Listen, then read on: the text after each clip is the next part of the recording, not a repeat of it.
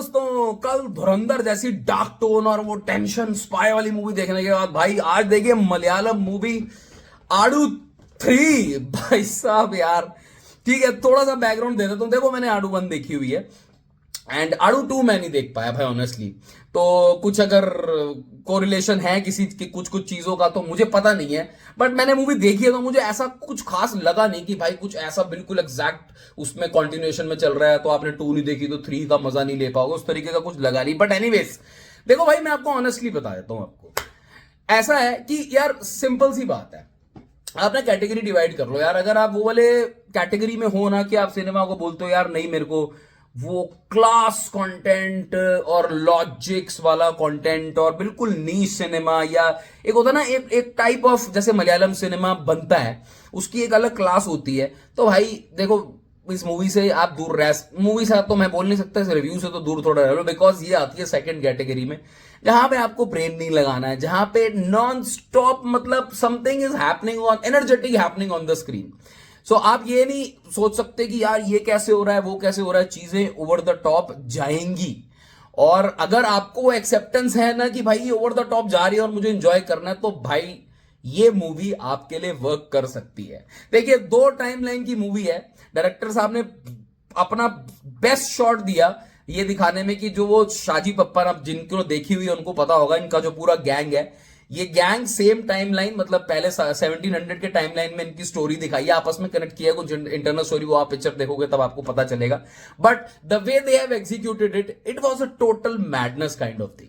Background music मतलब intro कुछ कुछ तो मुझे लगा शायद, क्योंकि मैंने रिसेंट देखी है आड़ू 1, तो मुझे कुछ कुछ लगा शायद रीयूज किया है, but I am not sure, तो हो सकता है किया। बट जो भी था वो बहुत वाइब्रेंट सा था बैकग्राउंड म्यूजिक और बहुत एनर्जेटिक मूवी थी। हालांकि मैं आपको बताऊं, मूवी मेरे को लगता है शायद मैं आई थिंक 2.5 घंटे की अराउंड की मूवी है, तो जिसमें फर्स्ट हाफ में आपको हो सकता है थोड़ा बिल्डअप ना हल्का हल्का कुछ मोमेंट्स ऐसे लगे यार कि यहाँ बिल्डअप चल रहा है तो इसलिए स्लो डाउन है, तो ऐसा मत एक्सपेक्ट करना कि आपको बहुत सारे ऐसे लाफ्स जो हैं वो फर्स्ट हाफ में मतलब फील होंगे।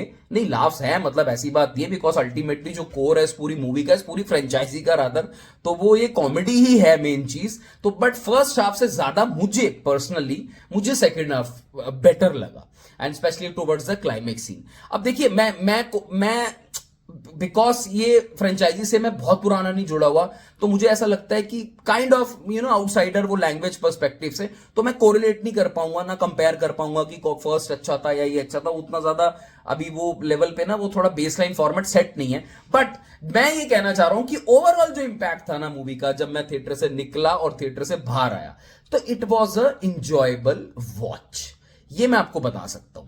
हां बिल्कुल, अगर आप मलयालम सिनेमा से उस तरीके की उम्मीद करते हो कि यार एकदम वो टॉप क्लास वाला और बिल्कुल जैसे है ना हाई इंपैक्ट वाली चीज अगर वो आप एक्सपेक्ट कर रहे हो, तो ऐसा नहीं है। कि स्टोरी बहुत इंटरेस्टिंग है। स्पेशली देखिए, एक चीज मैं बताता हूं, जो ये कट्स लगा रहे थे ना जो प्रेजेंट टाइमलाइन में और जो प्रीवियस टाइमलाइंस में, वो मुझे ना थोड़ा एडिटिंग में गड़बड़ लग रही थी, तो वो कहीं ना कुछ जगहों पे ना डिस्कनेक्ट मार रहा था। ये this can be counted as a negative. But then there were some moments जहां पे गैंग्स जब वो इकट्ठे होते हैं, एक वैन वाला सीन है, कॉन्टेक्स्ट तो चलिए जब आप मूवी देखेंगे आपको पता चलेगा। बट जब जब ये ग्रुप पूरा इकट्ठा हो रहा था ना, तो भाई मतलब आपको अंदर से स्क्रीन प्ले की तो देखने की बात नहीं है, वो अंदर से ना एंटीसिपेशन ही आ जाती है कि अब थोड़ा मजाक होगा, अब फन होगा, अब एक दूसरे की ये लेंगे, और मतलब वो तरीके का सिनेमा है। So this is a colourful family मतलब, एंड फैमिली मतलब आप ऑडियंस अपने जो फैमिली के साथ जाओ, आप मजे मार के आओगे, जाओ पॉपकॉर्न खाओ, इंजॉय करके आओ, एंड हैव अ